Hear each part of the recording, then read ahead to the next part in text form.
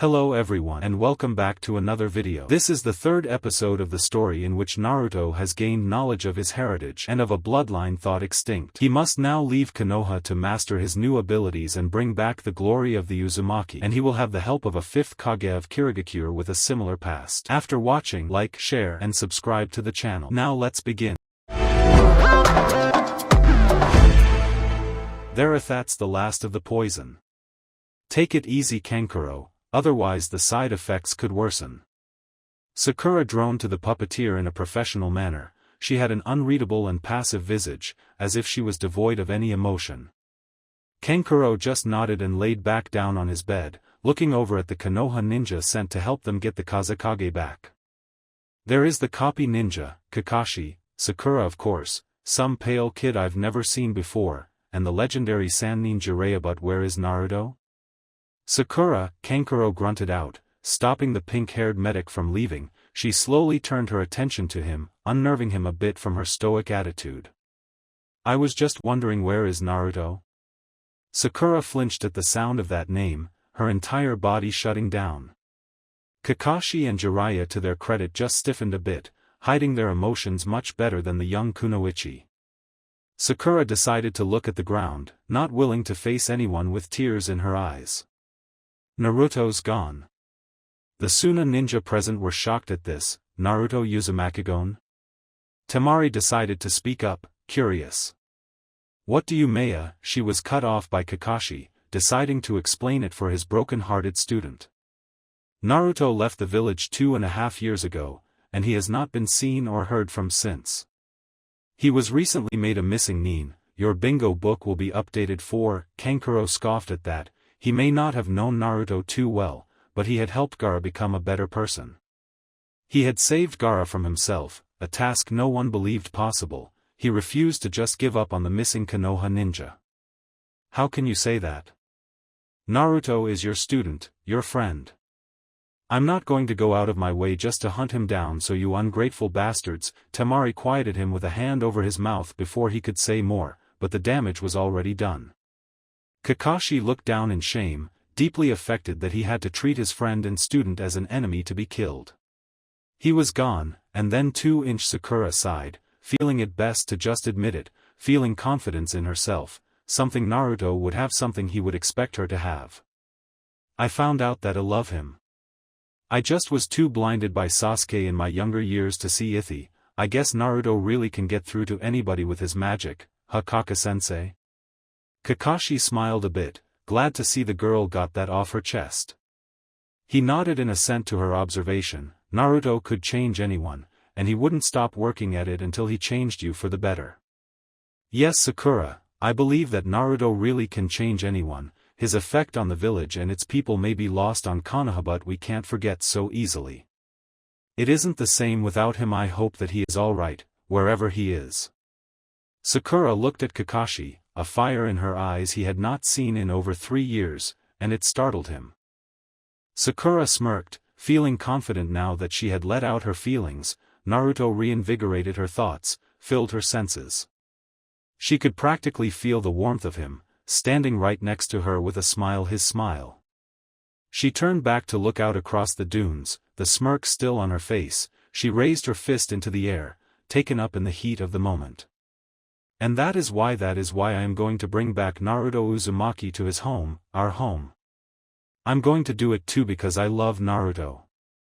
She yelled out her promise. It was swallowed up by the gusting wind of Suna's desert, but Kakashi heard it clearly and smiled, a truly happy smile.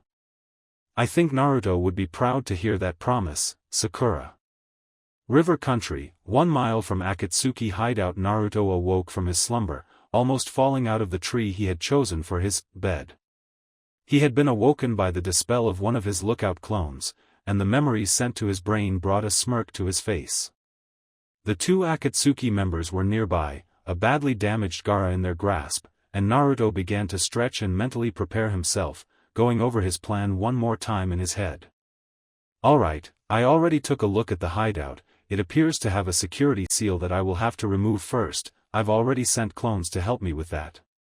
After they get inside, I'll break the boulder and execute my special attack that I've been waiting to test out. My only priority is to get Gaara out of there with his bijou intact and still inside of him. Killing the Akatsuki will be a bonus. Naruto moved from his current location to a tree overlooking the large boulder of the hideout entrance, silently awaiting the arrival of the two enemy shinobi. He didn't have to wait long, however, as the two cloaked figures slowly made their way across the river and entered the hideout, closing the door behind them. I'll give them a few minutes to get settled, no point in rushing. Hunter Nin training taught me that much. Rushing into battle will just get me killed. 10 minutes ticked away and Naruto was finished with waiting. He made his way down to the boulder and began to get his attack preparations finished. Naruto placed his hands into the cross-shaped sign for his trademark technique, and whispered it under his breath. Multi-shadow clone.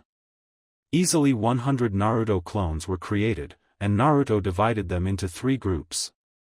Naruto moved up the boulder and gripped the seal, his shadow clones that were at the 4 other seals doing the same, and he had a mental countdown. 3:21 now. Naruto ripped the seal off, satisfied when no trap or danger presented itself. The removal was a success. Naruto silently dropped to the ground. Walking up to the boulder, he placed his hands onto the solid rock, mixing his earth chakra to change the density of the rock. At first there was nothing to be seen in its appearance, but after a few seconds, Naruto could visibly see the rock melting and changing into a thick mud, courtesy of his chakra. Upon revealing the inside of the cave once the boulder was gone, Naruto and his clones moved away from the opening and peered inside, scoping out the base. Naruto observed there was a large statue over towards the end of the cave. The 2 Akatsuki members stood on one of the fingers of the object. Holograms of humanoid figures were located on the rest. Naruto's eyes widened when he saw a blue orb of chakra energy, and to his horror, he found Gaara in the middle of it, his bijou chakra being slowly absorbed. The Akatsuki appeared to be in total concentration, but Naruto was not to be fooled. They surely knew of his presence by now. Naruto made a few hand motions to his clones. The attack would start now. 5 of his clones leapt in front of the doorway, gathering themselves in a stance and held up a hand sign that few got to see before their deaths. They whispered the jutsu at the exact same time, a deep mist seeping into the cave and outside on the river. Ninja art, hidden mist. They held their stances, keeping the mist so thick that an untrained shinobi would barely be able to see past his face, let alone a few feet in front of him. Naruto, however, had practically lived in this mist during his swordsman training. He didn't need to see, his other senses were all he required. 2 more dozen of Naruto's clones leapt in front of the first 5, all holding as many 3-pronged kunai as they could fit in their hands. Naruto took his place with the final group, a good 75 or so clones, all with their broadswords out and at the ready. Naruto quickly formed the seals for a last-minute jutsu, and a few more clones were created, mixing themselves with the rest. Time for my combo. Let's see you counter this, Akatsuki. Hiraishin Blitzkrieg. Naruto yelled out his combo technique, startling the Akatsuki at his blunt move of revealing himself formally. The 24 kunai throwers began to throw the special kunai into the cave, not much minding the direction so much as getting as many as they could into the hideout. Naruto smirked as he and over 80 clones disappeared in yellow flashes. The chaos had begun. 5 minutes ago, Akatsuki hideout interior. Geez, Sasori-senpai, why does this always take so long?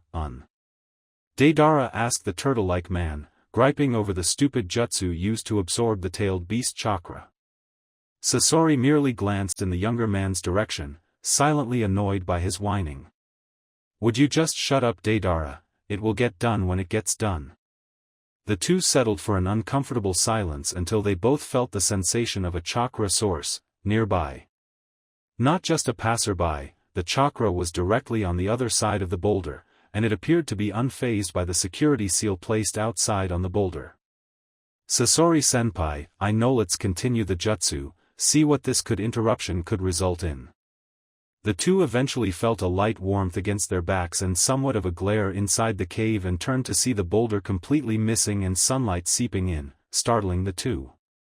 The shinobi interloper was nowhere to be seen, but it was evident the person was out there, hiding. Earth chakra manipulation, it's the only way to just make solid rock disappear without a sound, Deidara commented, he himself being earth-natured. Sasori silently agreed with his analysis.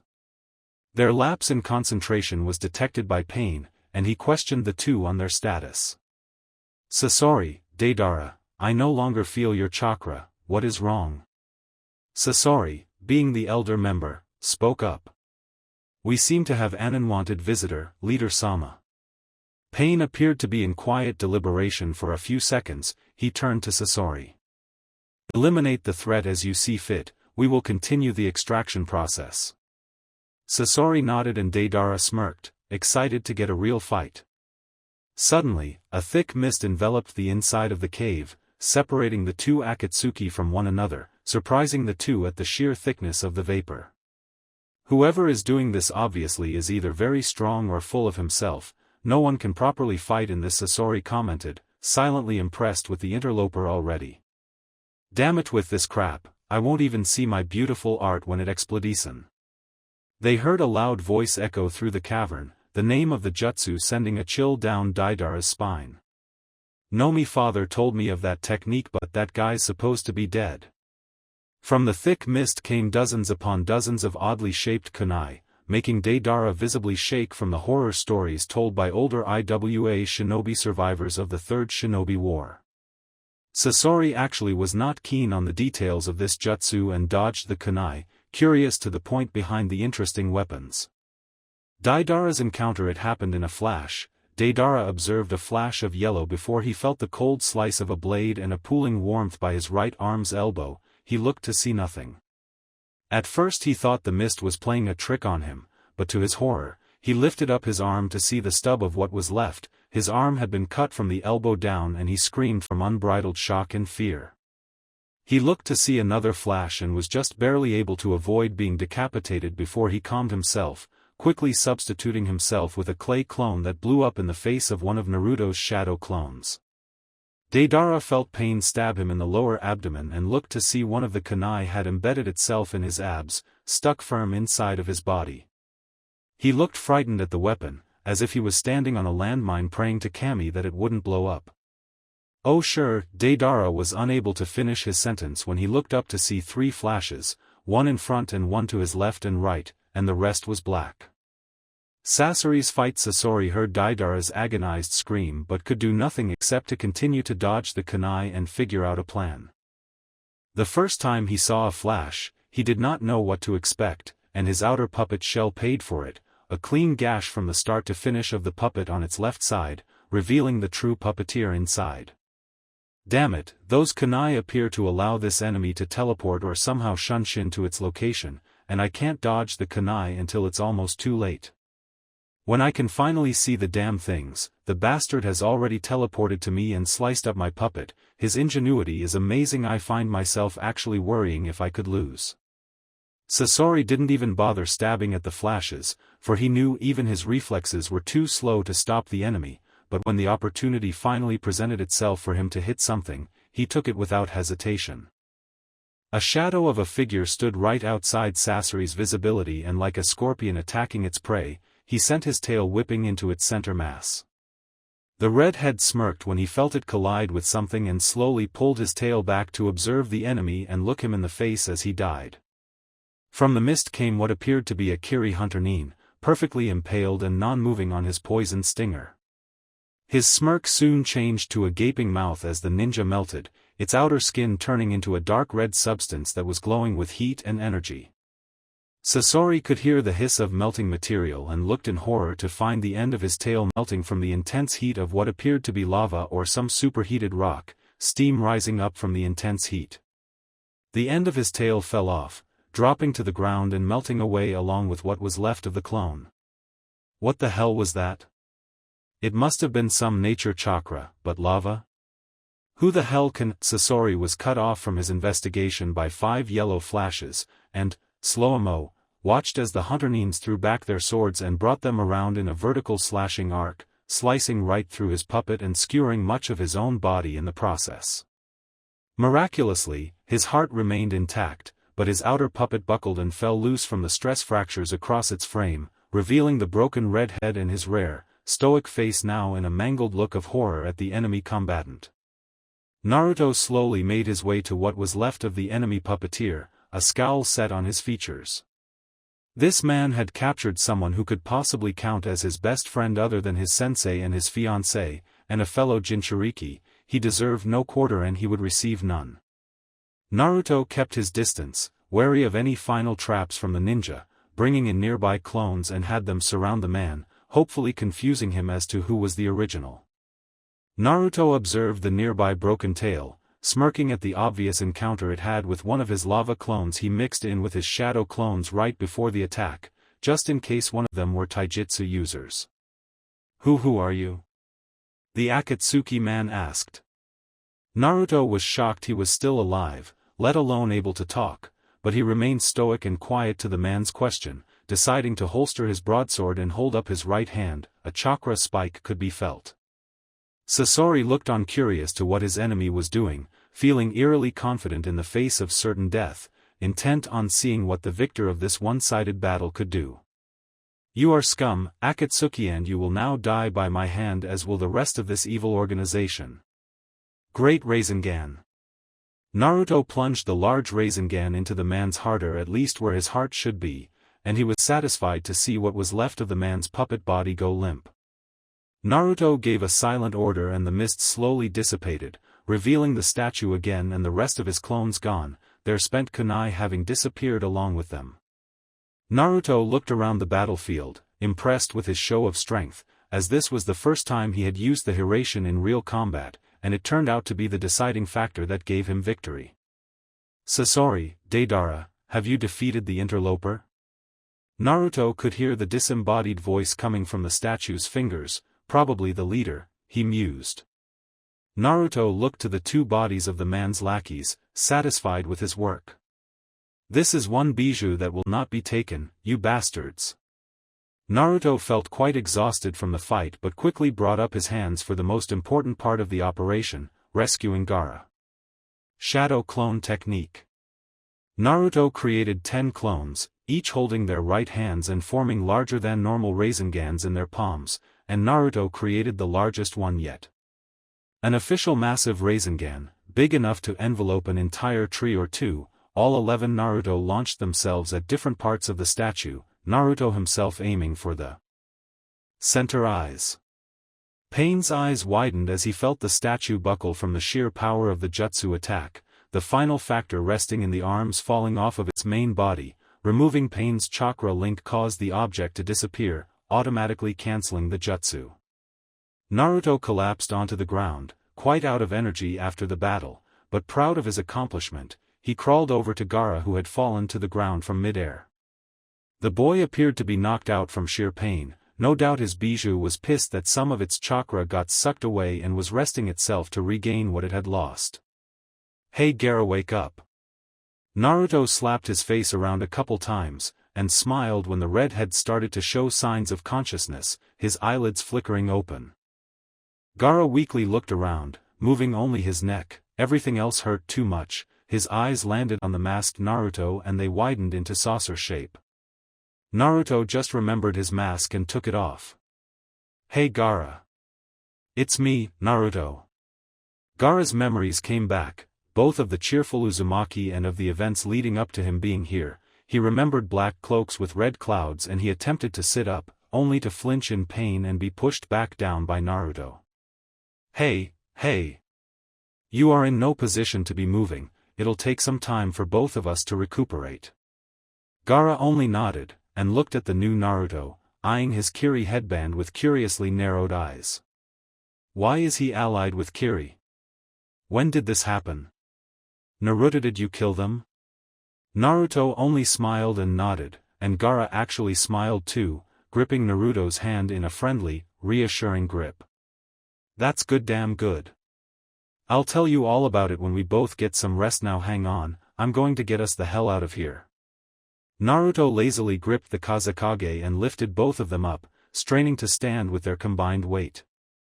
Naruto formed the ram hand sign to gather chakra, borrowing some from his bijou, reminding himself to thank Kyubi later.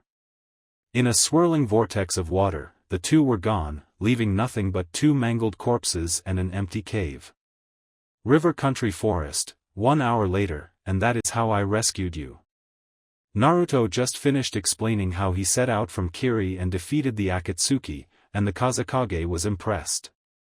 The two sat in the thick forest of river, beneath a shady tree.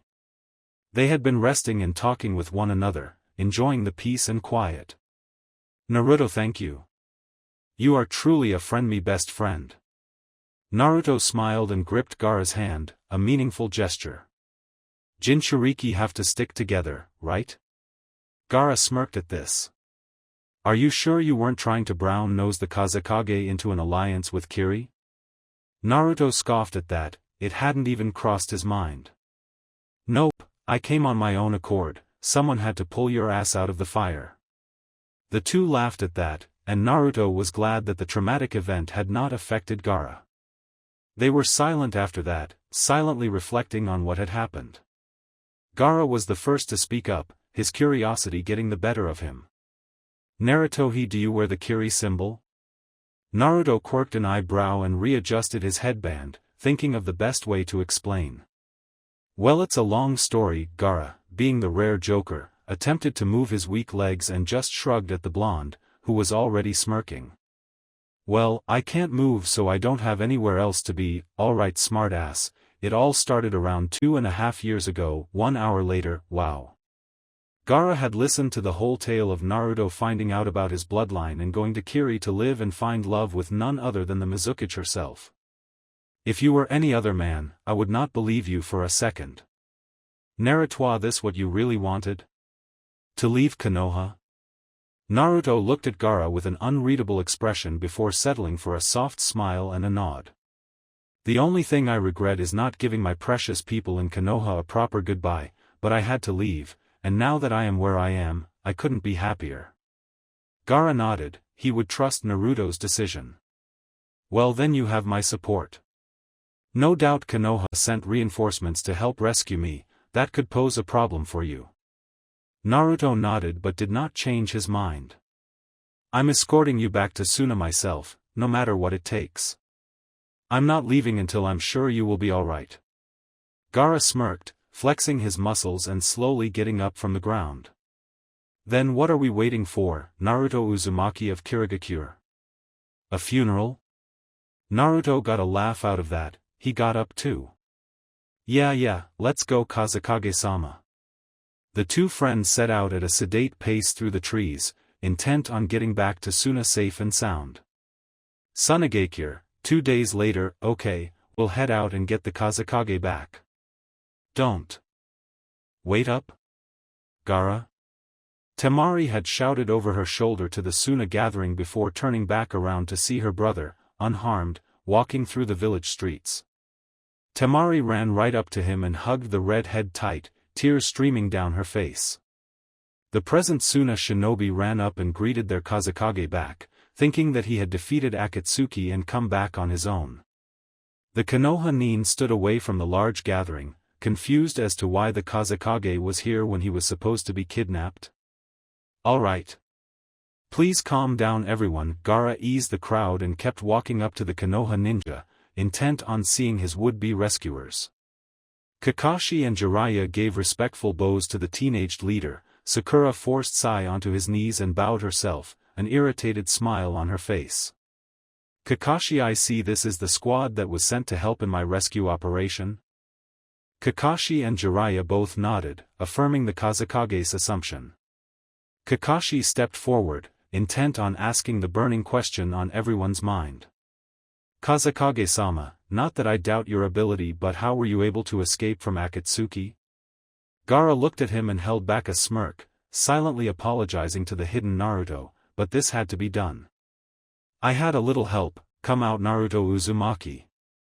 The Konoha and Suna ninja were shocked to hear that Naruto was actually here, and everyone began to look around for the blonde. Sakura's eyes widened and she felt herself hyperventilate, suddenly afraid and nervous to see her old teammate. Naruto-kun is here? Damn it, Gaara. I thought we agreed that I would hide. I am a missing nin to these guys, or did that little piece of information slip your mind? Naruto complained, coming out from an abnormally dark alleyway, giving everyone their first glimpse at the boy in almost 3 years. Gaara smirked, Naruto would never change. Sorry, I guess that did slip my mind. But it doesn't matter, you are under my protection here in Suna. Naruto scoffed playfully and flashed to stand next to Gaara, arm leaning on the redhead's shoulder. Oh, thank you Kazekage-sama, I am forever in your debt. No, this just makes us even. Naruto and Gaara laughed at that, confusing everyone further. Naruto, the Jinchuriki, turned to see the Konoha ninja in battle stances, intent on arresting him. Kakashi stood with his Sharingan prepared and a kunai out. Jiraiya had formed a Rasengan and begun the transition into Sage mode. Sakura had slipped on her gloves but she looked conflicted. Sai stood with an ink scroll ready, prepared to arrest the traitor. How can I help you, Kakashi?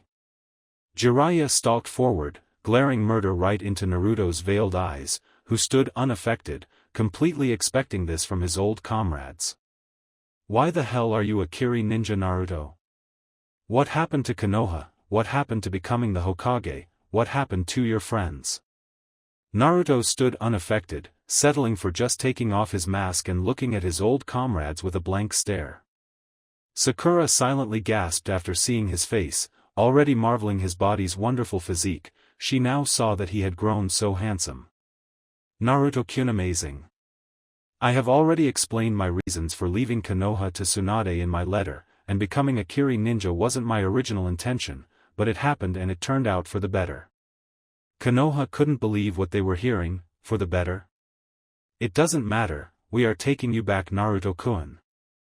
Lady Tsunade can pardon you. You can come back with us, back home please.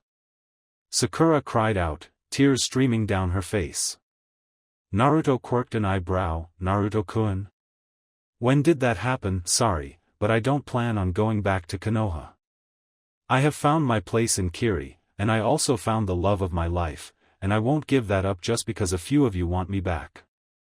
They were confused. Love of his life, found his place? Jiraiya growled, fed up with the boy's stubborn attitude. He was coming home, conscious or not. Then we will just have to take you. The Konoha ninja stalked forward, and Naruto placed his mask back on and moved his hand to the broadsword on his back, ready to fight. I don't think so, Suna. Assume Konoha is our enemy. Naruto is our ally and he will not be taken while he is inside our village, that is final. The large contingent of Suna Nin behind Gaara and Naruto, easily numbering over 100, all smiled and took up a formation surrounding the Konoha squad, surprising them at the quick change in allegiance. This man, this Naruto Uzumaki, while not known by the majority of the ninja population of Suna, had saved their Kazekage and was obviously his friend, and they would not overlook that so easily. You will not take Naruto, I suggest you leave. Temari suggested, standing amongst the gathered Suna ninja. She would be forever in Naruto's debt for saving her little brother, and she wouldn't allow Konoha to take him back if he didn't want to. How can you say that? Naruto-kun belongs back in Konoha. Gaara interrupted the sputtering girl, laying it out for them. I think Naruto can make his own decisions now, he doesn't need your help. The life of a Jinchuriki, people like us, is traumatizing, fatal to some even. If not for Naruto, I would either be dead or insane now, and I am amazed to this day that Naruto did not turn out like I did from the way I have seen Konoha treat him. You expect him to just stay in Konoha and take their anger, their hatred, their animosity just to satisfy your needs? If that is true, then you are selfish, close-minded fools. If Naruto is happy in Kiri then he should stay in Kiri, and I for one support him. Gaara finished his speech by setting a reassuring hand on Naruto's shoulder, making Naruto look at him, tears streaming down his masked face and falling to the ground. Gaara, Naruto, you really want to stay in Kiri, don't you? Kakashi asked rhetorically, and he received a nod from his old student. The silver-haired man sighed and moved his hand to his headband, slowly placing it back over his Sharingan eye. If that is the case, good luck. I wish you well, Naruto. The man gave Naruto his famous smile and a thumbs up. The others might be willing to let you go, but as far as I'm concerned, as soon as you're outside of this country, I'm going to drag your ass back to Konoha so you can beg on your knees for forgiveness to Tsunade. It is the least she and everyone else deserves." Jiraiya ground out, disappointed in Kakashi giving up so easily. He looked to see Sakura barely holding herself together. Naruto frowned. He may have lost the crush he had on the girl, but he didn't like to see her cry. Shining to her, Naruto took off his mask and hugged her tightly against his body. Sakura gasped, looking up from the embrace into Naruto's eyes, feeling as though she was in complete bliss. She wrapped her own arms around Naruto, intent on having this moment last forever. She leaned up to kiss his tantalizing lips but was disappointed when he moved, so she received his cheek instead. "Why, Naruto, couldn't you love me anymore?" Naruto sighed and backed up a bit, still holding the girl but properly looking into her eyes. She had to see that he meant this. "I'm sorry, Sakura, but the love I felt for you once has changed into something akin to brotherly love. I have already found the one that I will spend the rest of my life with. I am engaged, Sakura." If Sakura had felt devastated from his first announcement, she was destroyed when she heard that he was engaged. "To who?" she yelled out, a bit too loudly, her anger getting the better of her. "To Mei Uzumaki, the fifth Mizukage." Everyone's eyes widened at that. An Uzumaki and a Kage? Sakura was cut off when she felt a finger on her lips, keeping her from embarrassing herself. She couldn't argue with him. "I'm sorry, Naruto-kun, I just miss you so much." She clung to his chest, feebly grasping at him, trying to feel him one last time. Naruto just hugged her again, trying to think of something to make her feel better. Then he was struck by an idea. "I may not come back with you, but I can give you this." Naruto took out one of his three-pronged kunai. He handed it to Sakura, who took it, looking at him with a confused face. Kakashi went wide-eyed when he saw the kunai. Flashbacks of his sensei came to mind. "The Yondame's kunai, does Naruto have it?" "Naruto, what is this?" Naruto laughed a bit, and Sakura pouted, not feeling very good about being laughed at. "This silly is a kunai made with a very special seal that allows me to teleport to places with just a simple throw of it. If you are ever in trouble, just throw this kunai somewhere nearby, and I'll come to the rescue." Sakura gripped the kunai tightly after the explanation, not planning on losing her one link to Naruto anytime soon. "Narutoyu no the Hiration?" Naruto turned around to look at Jiraiya and Kakashi. They were both shocked that he knew of the technique, let alone how to use it. "Yeah, Dad left it for me to learn, so I did." Kakashi's eyes widened and Jiraiya's turned into saucers. "Naruto's father is Minato-sensei. How the hell did Naruto find out, damn it, Kushina? No way, Minato-sensei and Kushina-san EWWW." Kakashi went into a mental breakdown over that thought, making Naruto just laugh at him. Naruto walked back over to Gaara and handed him another one of the special kunai, and he received a nod from the sand user. "In case Akatsuki comes back, or if you just want to hang out some time, I'll mark Suna's gate as well so I can visit." Gaara smiled at that, glad to hear that Naruto wouldn't forget about them. "Here, Naruto. I prepared this on our trip here, give it to the Mizukage." Gaara handed a small scroll with the Kazekage seal on it, making Naruto look at Gaara with surprise. "Gareyu can't mean." He stopped talking when Gaara held up a hand for quiet. He looked at Naruto with a smile. "Any village that is a friend of Naruto's is a friend of Suna and mine." Naruto just smiled, glad to hear Gaara talk of how strong their friendship really was. It made him feel pretty damn good. Naruto turned around to the Konoha ninja, waving goodbye. Jiraiya looked prepared to give chase, but Naruto just stuck his tongue out at him before placing his mask back on and disappeared in a yellow flash, leaving Konoha and Suna without their Kiri companion. "So that was Naruto, too bad he's engaged," Temari said after the silence that had enveloped the crowd, and Sakura glared at her. "Get in line, Temari, I saw him first." The two girls got into a glaring match while Kakashi just looked at Jiraiya. He was fuming with frustration and anger. Damn it. He was so close, and now Tsunade will find out he works for Kirinat. A good day. Jiraiya-sama? Should we head out?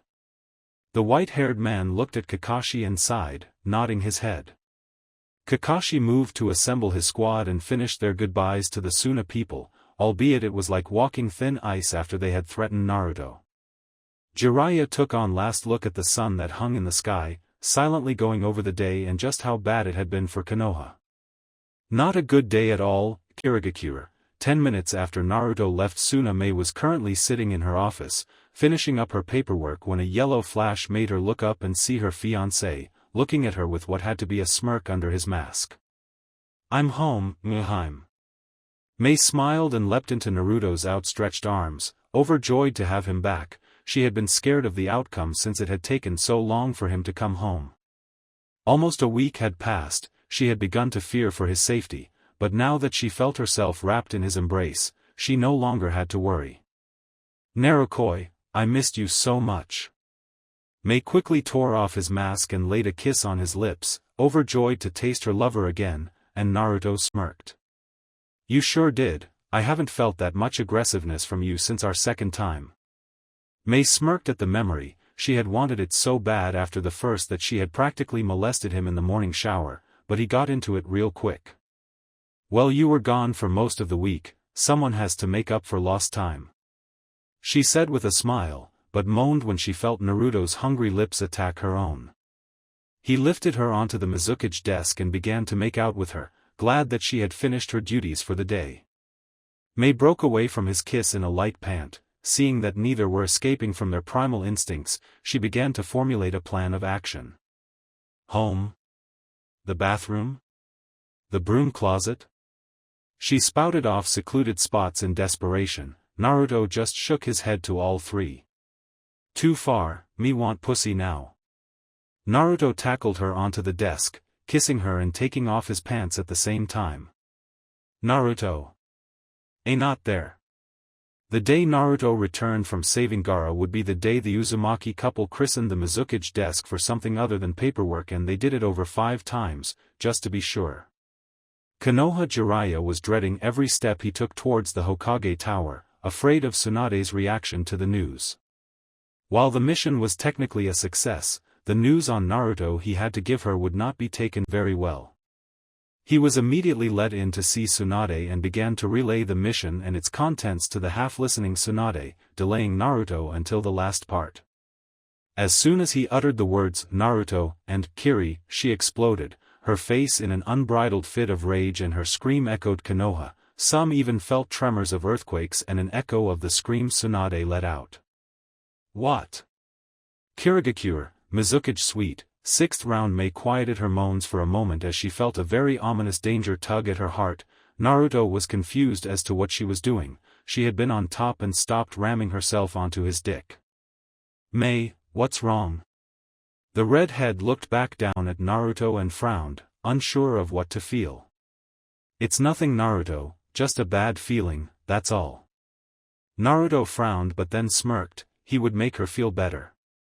Naruto began to ram up into her, instantly making her forget about her worries and focused more on the resounding pleasure Naruto was giving her.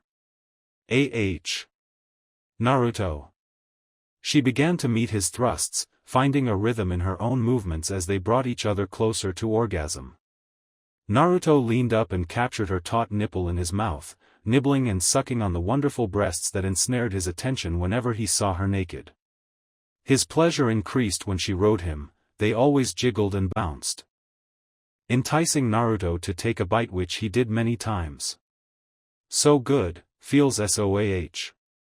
Mei could no longer take the feeling, his hands massaging her ass, his thrusts deep inside of her and his mouth dominating her breasts was just too much, and Mei came with everything she had, Naruto soon following with his own moan of pleasure.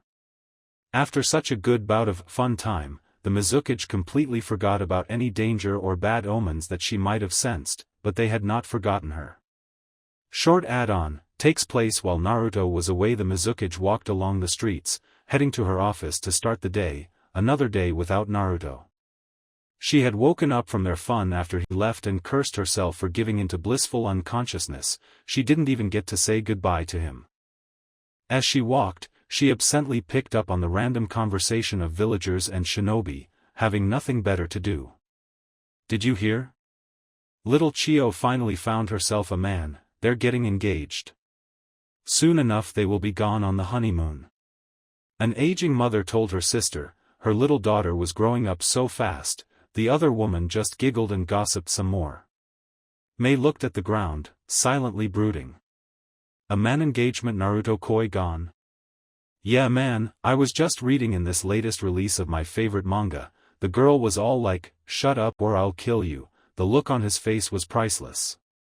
Some civilian teenagers talked about something Mei didn't care about, but did she hear, kill? A man engaged Naruto koi gone killed? The Mizukage practically stalked up the stairs, taking notice of Chojuro speaking with Ao, a hunter nin, by the door to her office. She leaked a killing intent that could scare Madara Uchiha. I'm telling you, Naruto is going to catch up to my kill tally back at HQ, he even beat me in getting engaged first. The swordsman just shrugged to the older man's complaints, now focusing on the Mizukage who had walked up behind Ao, her voice taking a cheerful tone and she wore a friendly smile on her face. The blonde swordsman was confused, she looked like she was practically radiating evil a second ago. Shut up or I'll kill you.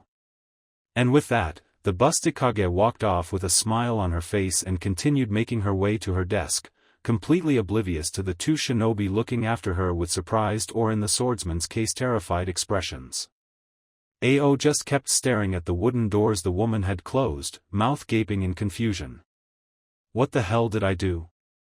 Mizukage Suite, 3 days after Gaara's rescue, your squad has been assembled today for a new mission. It is a joint operation with Kumogakure's Special Forces, the Kinkaku Bounty Squad. It can be translated as the elite of their own Hunter nin division. They don't like to play by the rules, even compared to normal Hunter nin procedures. This is to strengthen our relations with our northern neighbor and also to show our strength has not waned over the past few years. I have picked the best of the best for this mission, I know you will not fail. The Mizukage stood before 5 kneeling Hunter nin, elite trackers of her village's ANBU division. The leader, a ninja with a large two-ended broadsword, stood in the middle of the line, easily the tallest and with the most brawn. He also happened to be Mei's fiancé.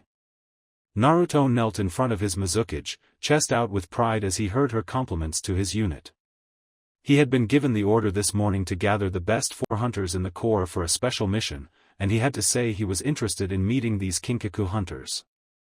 They were rumored to be the ones to defeat the Nidaime Hokage during the First Shinobi War, quite a feat that they apparently brag about today. Since those times, the squad has been integrated into standard procedures amongst the Kyumo Ninja Corps, namely the ANBU hunters. The mission details will be given upon your rendezvous with the Kyumo squad, and they will be located in Wave Country. Your mission starts now. Mei made a cutting motion with her arm, and the squad disappeared in a blur.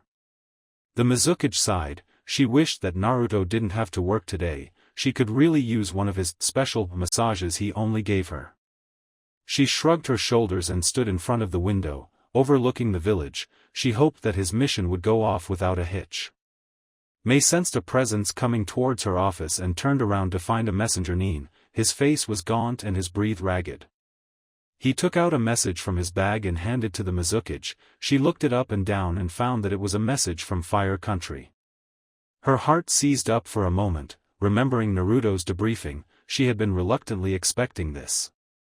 She opened the message and read the simple, short message. That had an obviously sinister undertone to it. To the Mizukage of Kirigakure, Konoha has sent an envoy of shinobi to your country to discuss recent issues that have come up between our 2 shinobi villages. The group is led by the Hokage herself. This is a pure diplomatic meeting, no hostilities have arisen yet, we only wish to discuss our problems together. You can expect the Hokage within a few days, please welcome her and show her hospitality. She is known for a quick temper, one that has become apparent as of recent events concerning her. Konoha Council. Mei set the message down and felt a cold shiver run down her spine. So this was Naruto's Bachan?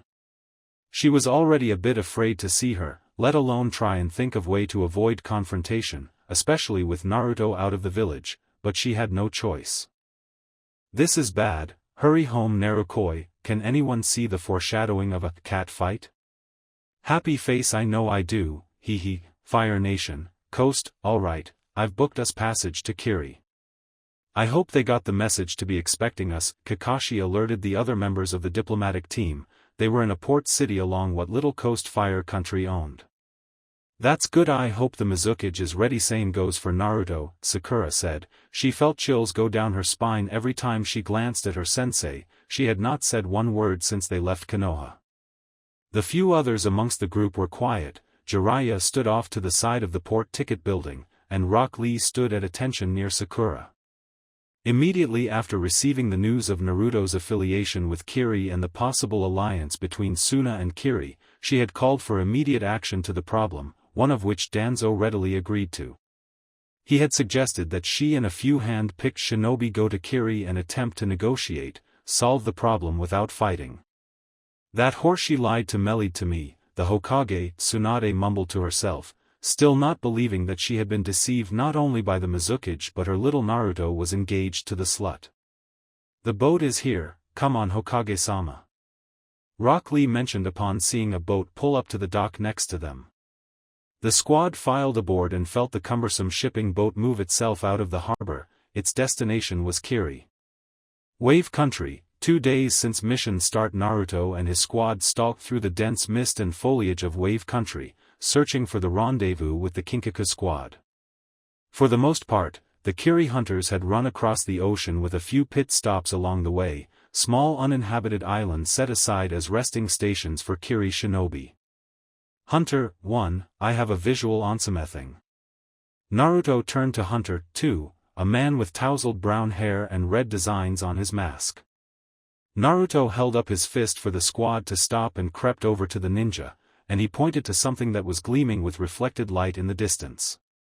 It was a bit bright, but only a trained shinobi would have noticed it, and a trained shinobi would have known how to hide that kind of obvious signal. So whoever it is purposely showing off the light, either a trap, or the Kinkaku alerting their presence. Hunter 2, hold your position. 3 and 4 will follow me in beta formation. Search tactics, they could be our Kyumo allies. The squad nodded and fanned out into the mist, and Naruto began to move straight towards the gold shimmer in the distance. Even though he could not see his fellow hunters, he knew they were watching him. They were to be his lifeline to keep him from falling into a trap. Upon reaching the front of the tree, Naruto was not surprised when 3 blurs appeared in front of him, each with an interesting Kyumo uniform and a peculiar golden demon mask with horns. Naruto's squad, minus Hunter 2, appeared at his sides, kunai at the ready. Naruto held up an arm and waved away their weapons. These men were not their enemies. The apparent leader, a light-skinned man with blonde hair, took a step forward and bowed slightly in respect to Naruto, who returned the favor. Kiri hunters, it is nice that you have joined us. We were beginning to think that our signal wasn't conspicuous enough. His men got a snicker from that, and Naruto could feel his team's and his own temper flare. Not at all, we figured that we would have you wait a while for us, no need to rush things. Naruto eyed the Kyumo hunters angrily, safely hiding his emotions behind his mask. The leader pointed a finger over Naruto's shoulder and scoffed, eliciting his attention. You can tell your other hunter he can come out now, we aren't hostiles. We have an attack to plan, and we can't do it without everyone here. Naruto silently cursed, waving his arm in a come here fashion. His hunter appeared behind him with what was surely an annoyed expression. They detected our backup so easily. These men are not to be taken lightly. Their armor is also very interesting, especially for hunters. The men indeed had interesting armor. Besides their black underclothes, their armor was a strange metal that was a pure gold. Shoulder guards, studded gloves, demon masks, and even their body plate armor was a golden color, something that could be seen as an obvious disadvantage to a shinobi, especially assassins like they were. I see you're looking at our armor, pretty badass, right? We recently received a large import of steel and other strong armor materials from our friends overseas, and that has allowed Kyumo to flesh out its defensive armor for its shinobi. The Kinkaku squad received these recently from Kyumo forgers in the capital. Naruto nodded. He was very impressed with their armor, but he still preferred his own over it. Alright Kumo-san. Naruto was cut off by the leader raising his hand for quiet and then moving it into a handshake position, surprising Naruto. The name is Tamura Yatsuki, and you are? Naruto gripped the man's hand with his own, feeling the other shinobi put a bit of pressure on his hand, so he returned it with vigor. My name is Naruto Uzumaki, swordsman of the mist. This guy either Kumo has some bad history with us, or this captain really doesn't like me. Well then Naruto, how about we get started? I presume your Mizukage told you that we have asked for your help? Naruto nodded and it made all three Kinkaku scoff, confusing the Kiri squad. Well that's a load of shit, since our Raikage told us to cooperate with you or else. Apparently this is a pretty big relationship booster between our nations and it's very important to play nice blah blah blah. The captain openly mocked their orders, making Naruto question just how loose the Kinkaku squad's leash was in Kumo. Let me tell you something Naruto, he practically spat out his name. We do not need you, understand? This was my operation until that pro wrestler asshole thought it prudent to make me work with some pussies from KIR. The man was unable to finish when he had Naruto's broadsword at his throat, and while his two friends would have reacted, they both had their sword wrists in a bind with Naruto's hunter's water release, water whip technique. Naruto quickly took in the Kumo ninja's abilities, starting with their swordsmanship. Katanas. I had heard rumors that many cloud shinobi train with long swords instead of kunai, but I never would have guessed that they took that much pride in the sword itself. Immaculate, not a scratch on it, and beautiful golden designs on their blades, these guys are professional. I finally took offense to something I said. The man chuckled, making Naruto growl. It's true, we don't need you or your fucking sword, probably couldn't touch a fly with this piece of oversized plastic. Mock Naruto and he got pissed, mock Kiri or Mei and you were a dead man, mock his broadsword you'll wish you were dead. Oversized piece of plastic? I haven't heard that one before, Tamura. How about we test your theory? I think I see a fly right over your carotid artery. The man gulped, but kept his cool as Naruto moved his sword above the neck artery. He was an elite after all. Tamura finally sighed, holding his hands up in defeat and ending the confrontation. Naruto slowly backed away, and his shinobi released the water ropes from the other two Golden Horn members. They held their wrists and rubbed them in quiet anguish. The water was tight and restricting around their skin. Whatever, we'll tell you the plan but we will do all the work, understand? Naruto just nodded. He figured that if nothing else, he would get to see these big talkers in action. That would be plenty of payment for him getting put on this useless mission. Kirigakure, front gate. Mei stood uneasily at the main gate with a large contingent of Kiri shinobi, flanked by Chojuro and Ao. While Mei looked to be in control on the outside, inside she was sweating at the impending arrival of Konoha. Not only did they know she lied to them about Naruto, but Tsunade herself was known to be protective about Naruto back when he was in Konoha. Mei could only guess at her reaction to their engagement. Ma'am, they are only a half-mile out. Ao whispered in her ear, his Byakugan activated and watching the Konoha shinobi. How many? She asked with a level tone, not bothering to whisper. 5, I recognize the Hokage and the Toad-san Ninjiraya. There is also the famous copy ninja of the leaf, Kakashi Hatake.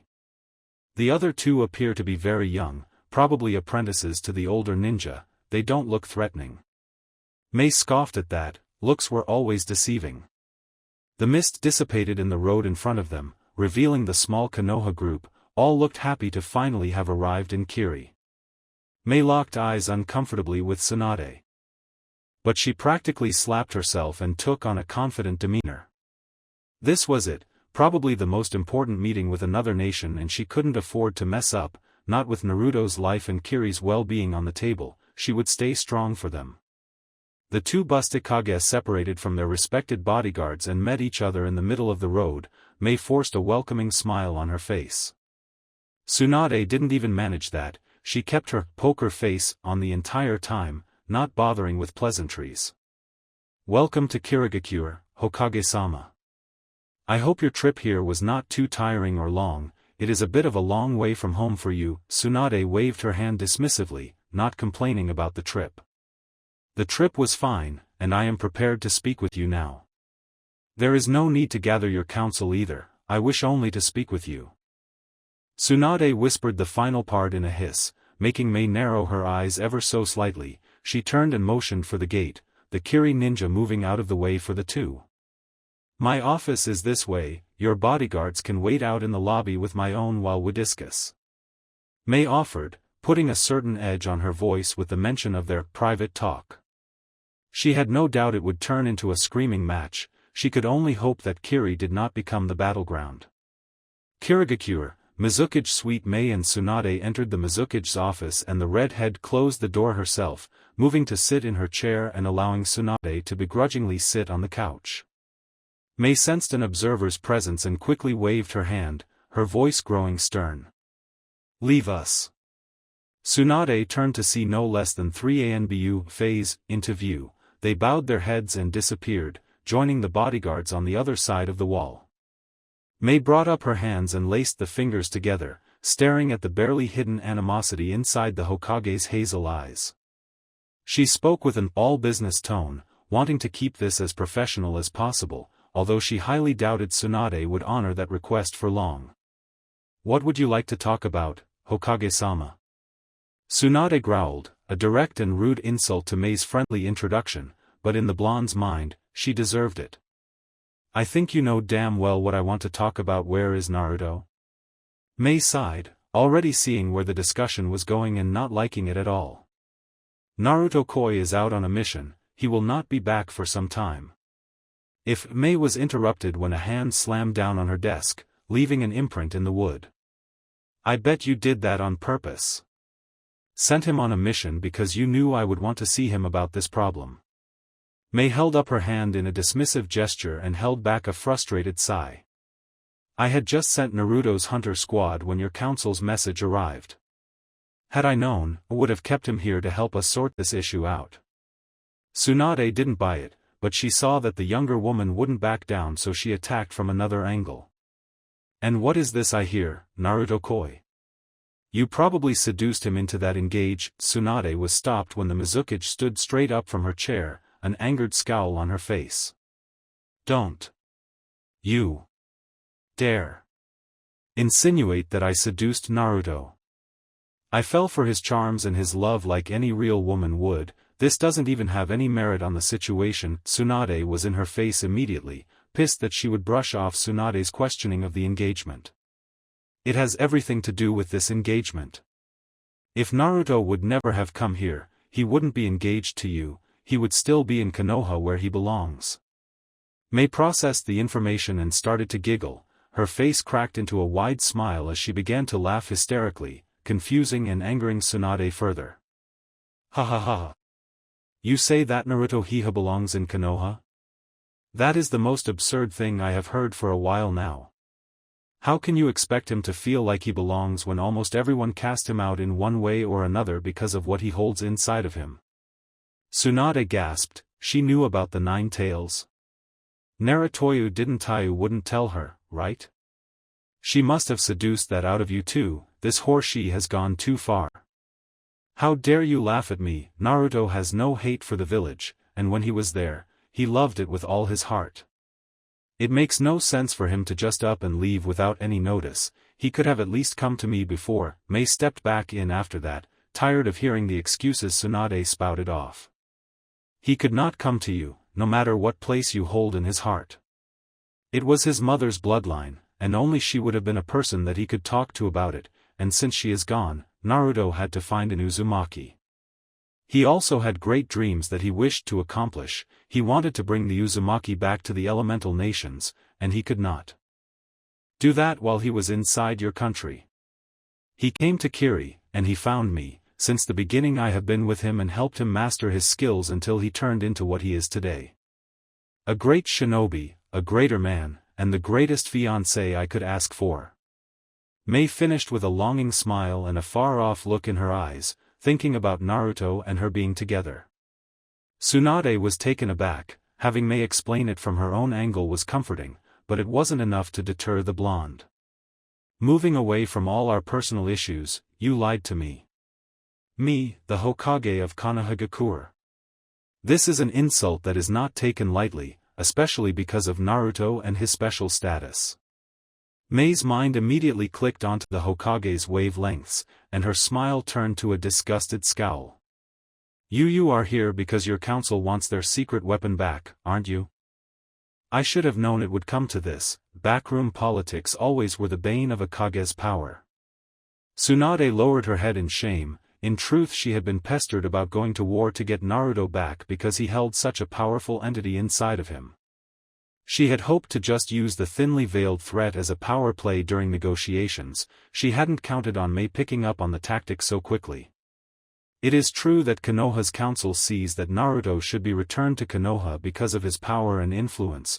Booty don't want him back because of that. Mei silently gasped when she saw Tsunade begin to cry, salty tears falling down her cheeks. I want Naruto back because I love him like I would a son. He grew on me after I returned to Konoha, and when he left, I was heartbroken. The village isn't the same without him, and everyone wants him back. Mei openly scoffed at that, confusing the Hokage. That's not what my informants tell me. They say that almost 100% of your village celebrated his death and continue to do so up to this day. Naruto has told me many times he does not wish to return, and as long as he wishes to stay here, he will be a Kiri Shinobi. Besides, Mei was stopped by a harsh slap from Tsunade, who was practically fuming over the Mizukage's audacity. How dare you? I won't believe you until I hear it from his own mouth that he does not wish to come back home, and your so-called love thing has no merit over the situ. Tsunade was stopped from her mocking by an equally hard slap from Mei, both women now sporting red marks on their cheeks. Never doubt my love for Narukoi, because I will make sure you regret it. I will not tolerate this kind of insolence, no matter what rank you are, Hokage-sama. Now then, Mei's voice returned to a level, unreadable tone. She pointed to the door.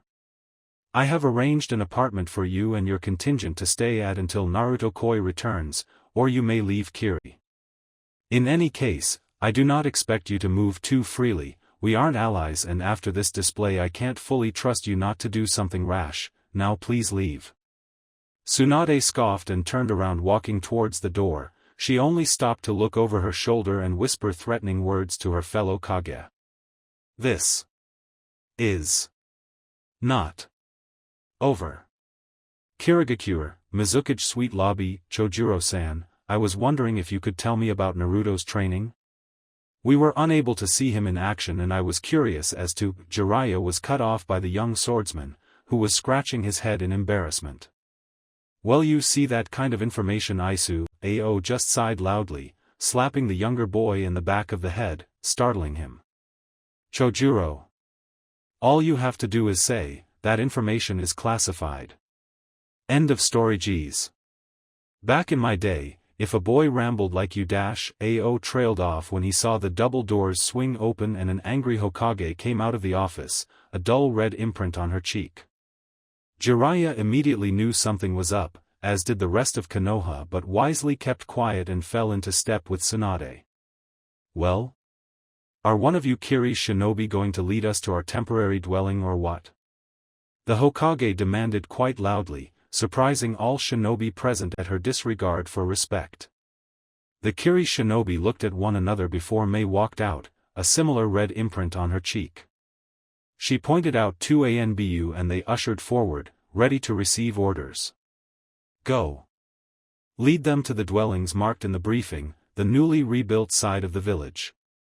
The two ANBU looked at each other and shrugged, moving in front of the Konoha squad and leading them out of sight down the stairs.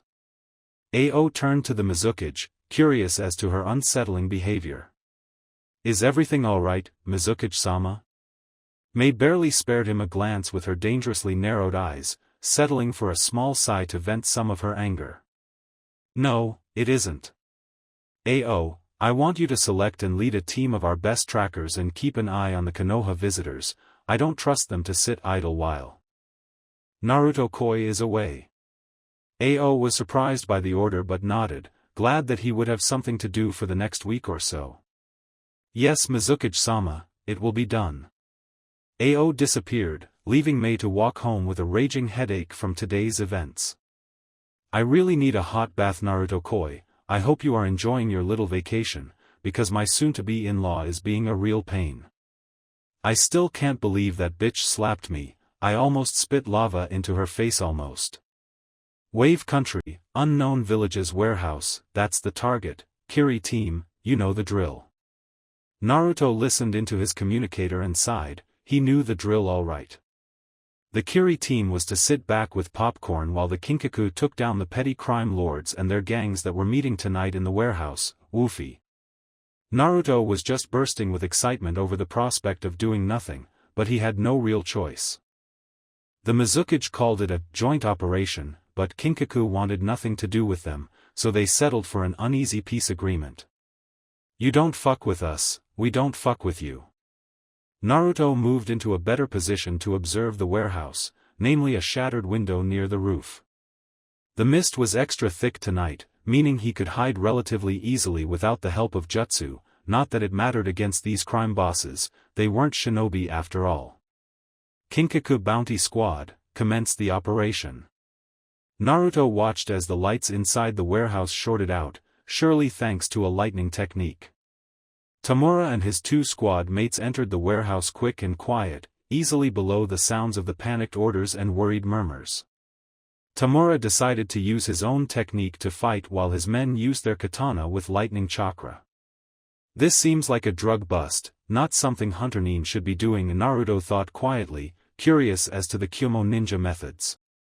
Lightning release, bolter shot. Tamura whispered, his hands slowly starting to glow with a dull white lightning coloring, little lightning bolts sizzling between his fingers. Remember, keep at least one alive. Tamura alerted his subordinates, they had already charged up their katana and were charging straight for the criminals, lighting up the warehouse with their lightning-infused weapons. They began to cut through enemies, not only killing them with the blade but also with enough electricity to fry their insides into shut down. Once the enemy realized it was suicide to attack the golden shinobi up close, they began to throw kunai and shuriken, slowing their advance. That was when their lightning-infused chakra blades truly shined, and they used the attack quickly to stop the enemy range fighters. Kenjutsu style, lightning crescent wave. The Kinkaku sword users swung their swords in a horizontal arc, the lightning leaping off in a crescent wave of energy straight for the enemy's position. Naruto's eyes widened when he saw the lightning wave decimate the enemy ranks caught in the blast, either slicing them or burning them with electricity. I knew of that type of technique, but I've never seen it used in real combat before. Naruto looked at Tamura, who he had not seen do much of anything, until he noticed Tamura had been fighting a large force on the other side of the warehouse, alone. Naruto's eyes widened again when he saw the interesting lightning technique used by the leader. He would point his fingers at the enemy target and a high-speed bolt of lightning would be shot off and impact the enemy. Apparently the lethality of the technique was determined by the amount of chakra put into each shot, as Naruto could see the man had already incapacitated a few while the rest lie dead. Come on you fucking pussies, is this all you got? I expected better from the little shits that tried to pick up all of Gato's little pieces of his empire, but you little bitches are horrible. Naruto cringed at the man's use of colorful vocabulary, and while he wasn't totally innocent either, Naruto didn't curse like a sailor that this man seemed to emulate perfectly. Naruto watched in amazement as the battle died down, Tamura's lackeys actually finishing off any of the survivors. Naruto and his squad shunshined to join them in the interrogation process. It caused Tamura to look at them with clear disdain and annoyance. Kiri-san, what did I tell you about this whole teamwork thing? Naruto was about at the end of his rope, his teammates barely holding back either. Listen, I was given this assignment by the Mizukage herself, and I'm not going to sit on the sidelines the entire time just so you can have your glory. The least you can allow us to do is to join in the non-fighting parts, we have a right to listen in too. Tamura growled but said no more, instead turning his veiled anger to the prisoners he had garnered. His hand glowed for a second, settling with the occasional spark or crack of lightning chakra emitting from his palm. Tamura smirked and said both to the prisoners and the Kiri team what was going on. Kumo Hunter Ninja Interrogation Technique, a perfect device to get what we want by stimulating the body with pain. Tamura walked up to the first samurai wannabe and placed his hand on the back of his neck, eliciting a loud, agonizing scream from the man. Naruto and his team were in shock over his methods. He hadn't even asked a question yet. I always like to give my prisoners a taste of what could happen to them first before we get started, usually makes them cave in quicker. The man it was used on was glaring murder at the Kinkaku leader, but he was completely ignored. Now then, Tamura used his other hand and gripped the man's scraggly black hair, lifting his head up painfully by the roots. Tell me where Uroi Yatsuki is. I know he has been used by your organization before because of his ninja services, so don't give me any bullshit. Uroi Yatsuki Waitiu must be the hunter ninja he is always droning about. He's been waiting for your asses to get here for quite some time now. He's probably going to fry your— The man was cut off by another shock. This one was directed to his arm, making it twitch uncontrollably while the man screamed in pain. That was some great information. Now tell me where he is, you little bastard. The interrogation continued for the next 10 minutes.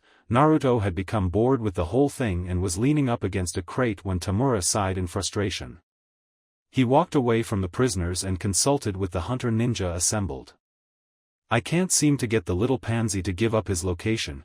It's as if he's been through the interrogation tactic before and issued into it or something. Naruto tapped his fingers on the crate he was near, thinking about the problem. It's possible that this Uroi of yours, since he knew you would come, did these same or similar techniques on some of the more well-informed gang members, keeping them from revealing his secrets. Naruto suggested, making Tamura turn to him with a befuddled but understanding gaze. Tamura seemed to think about the possibility more and more, slowly nodding to himself. Yes, that would make sense from the man's earlier statement. But this is our quickest way of getting info. How else are we going to get him to talk? Naruto decided to commune with his bijou while everyone else contemplated the question. Hey, Kyubi.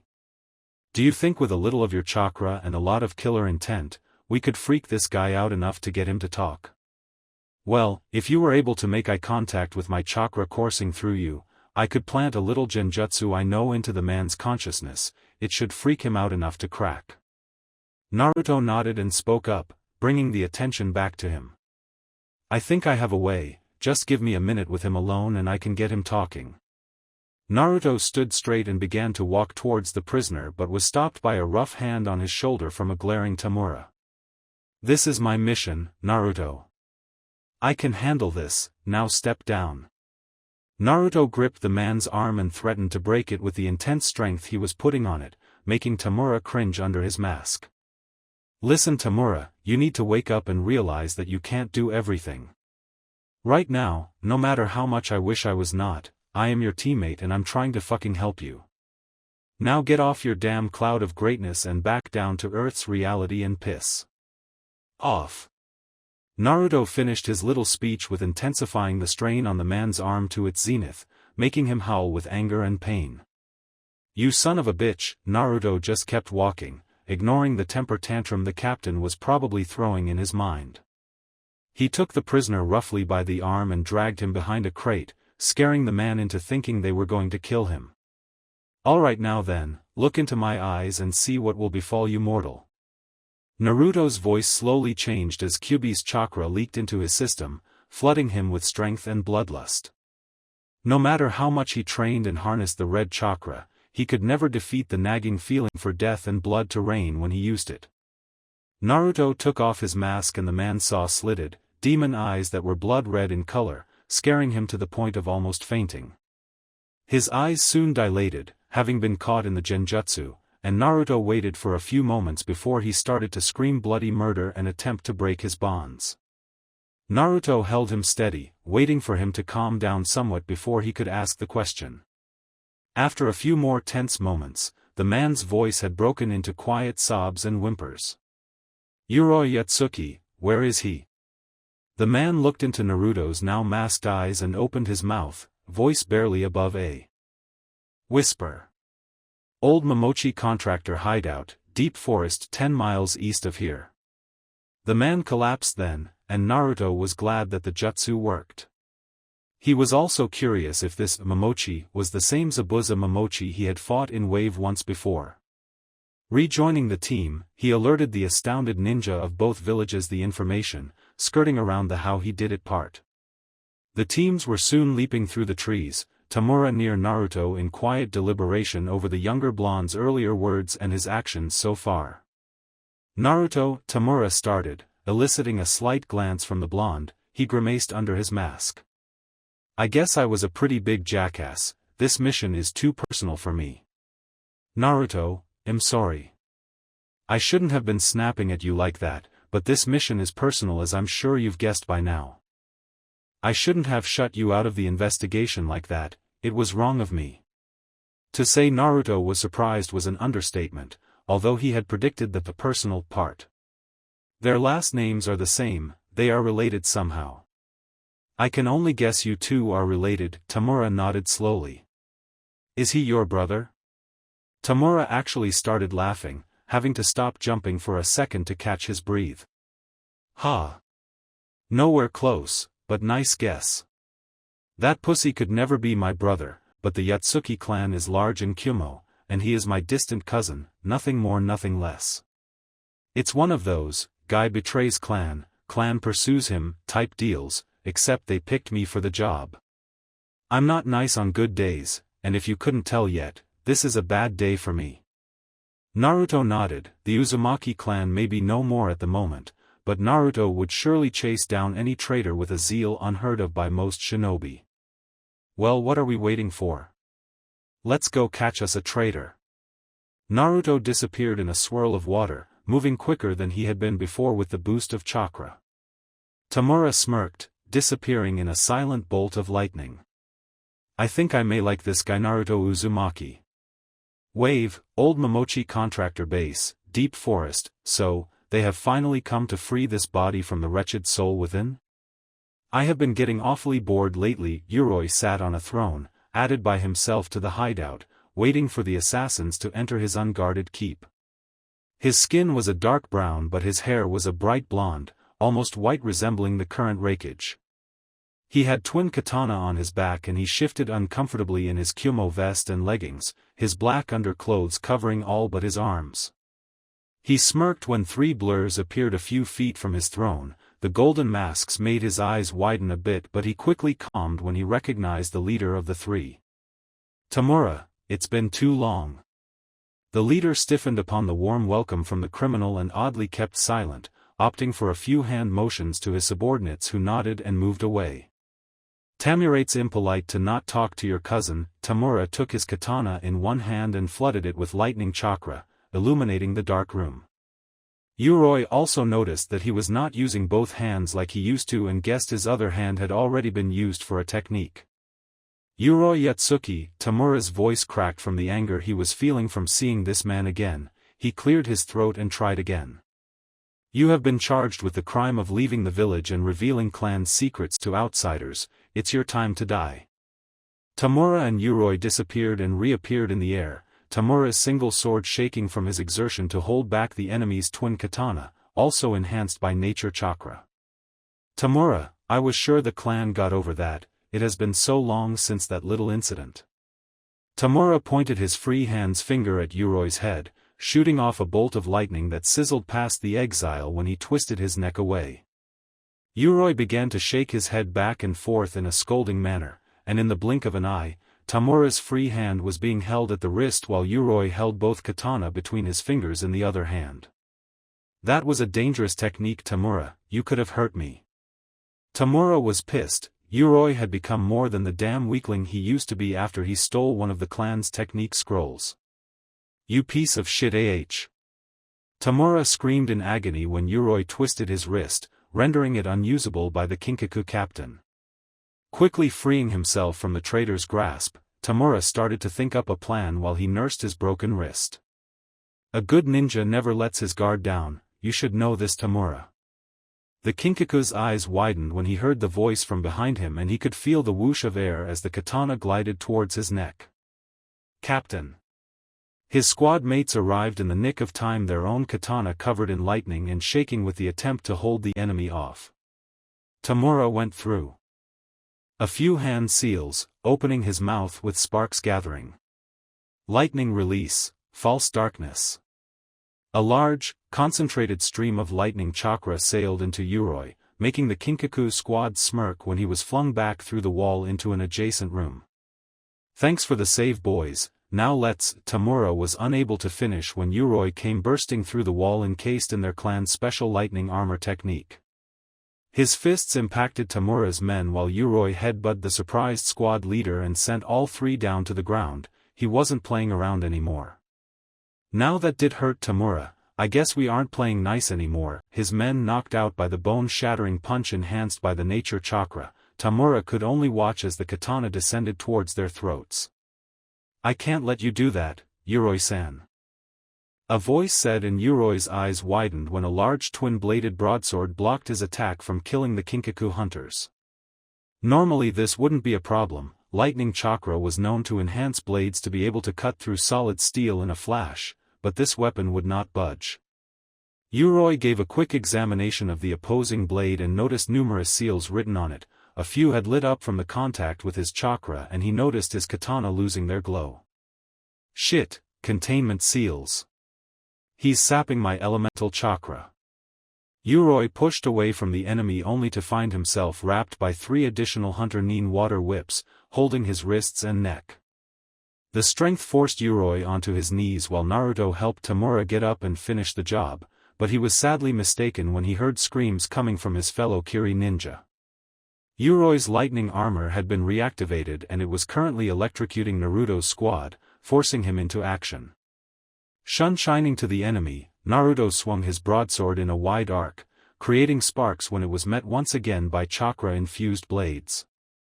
Yuroi scowled as his chakra was absorbed again from his blades and attempted to move one blade to hit Naruto's central mass when Naruto altered his grip and pushed the X-Cloud away from him.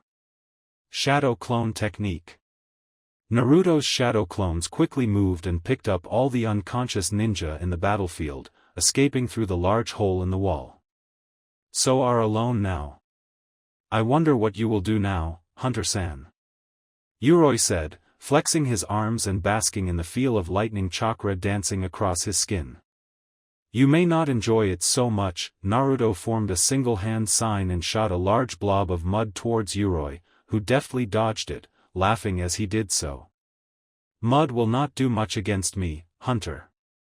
You'll have to. Yuroi trailed off when he heard hardening of rock and turned to see the hole in the wall plugged by newly formed rock. So that's what you were. Yuroi sensed danger and saw Naruto exhaling some sort of mist from his mouth, and he quickly remembered Kiri's hidden mist technique. Hiding in a mist won't help you much here. I could easily find you. Yuroi watched as his skin began to peel off and his lightning chakra shield calmed and dissipated away from his body. Naruto willed the acidity to increase, seeing Yuroi's painful expression showed it to be working, and his skin falling off was a good indicator too. What the hell did you do? Naruto snickered, glad to have the upper hand in this battle. The Uzumaki bloodline was known to few, it seemed. Killing you, what's it look like? Naruto lifted his mask slightly to reveal his mouth and he shot 2 lava globs, both aimed at and hit his swords, melting the instruments of destruction. Yuroi growled. He wasn't having as much fun anymore. In fact, he wasn't having fun at all. His skin was bleeding now, muscle had been revealed in some places and it burned like his entire body just got hit with antibacteria spray. Then again, while I could just what you melt away, I think Tamura would like the honor. So, unable to stop him, Yuroi watched as Naruto disappeared and felt a jab to his neck, and everything went black. Wave hideout. 10 minutes later. Tamura, he is all yours. Naruto dropped a tied-up Yuroi at his feet, still wounded from his battle with Naruto. Tamura looked down shocked at the Kiri ninja's ability. He did what the Kinkaku squad could not, what he could not. Naruto, how did you? Naruto just shook his head, and Tamura understood. Most ninja didn't like to reveal their techniques if they didn't have to. Tamura, spare me. The golden masked leader scowled at the now begging traitor of Kyumo, and he kicked him in the ribs to shut him up. You die now. Tamura gathered a specific amount of chakra into his 2 pointer fingers, asking Naruto to hold the criminal so he was kneeling. Tamura jabbed the two fingers into two different spots, the back of Uroi's neck at his spinal cord and one right to his heart. The lightning chakra worked its magic, shutting down the nervous system and the heart organ with overloads of concentrated electricity. Naruto was slightly intrigued by the method, but knew better than to ask. Naruto turned into a punch sent by Tamura, just barely dodging it, his hand already on his broadsword. That was for beating him without me. Thank you Thuff, if it wasn't you for you, we wouldn't have just lost, we would be dead. We will not forget this Naruto, if you ever need help, you can count on Kinkaku bounty hunters to come to your aid. We'll spread the word, keep in touch alright? We'll dispose of the body right here. Naruto nodded and walked off, mentally noting the location of the base and the reminder of help from the bounty hunters. His squad fell into place behind him. So I made new friends, Mayheim will be so proud. Kirigakure, 3 days later, we are home, now go take a break. The other hunters nodded and disappeared, leaving Naruto to walk up to a strangely waiting Mei at the gate. I'm back, Mayheim. What's the matter? Mei looked quite depressed, only barely cheering up upon seeing Naruto here. Naruto have unwanted guests. Naruto's eyes widened and then narrowed, hand moving to his broadsword. Where? They didn't hurt you, did they? Naruto asked quickly. Mei just shook her head and hugged her fiancé, who hesitantly hugged her back. No, Naruto's Konoha. Naruto's eyes widened, they had come for him? Thank you for watching. I hope you enjoyed it. Make sure to like and subscribe, and don't forget to share this video with your friends. If you want early updates, check out Patreon. This is Fox Sage and I'm signing off.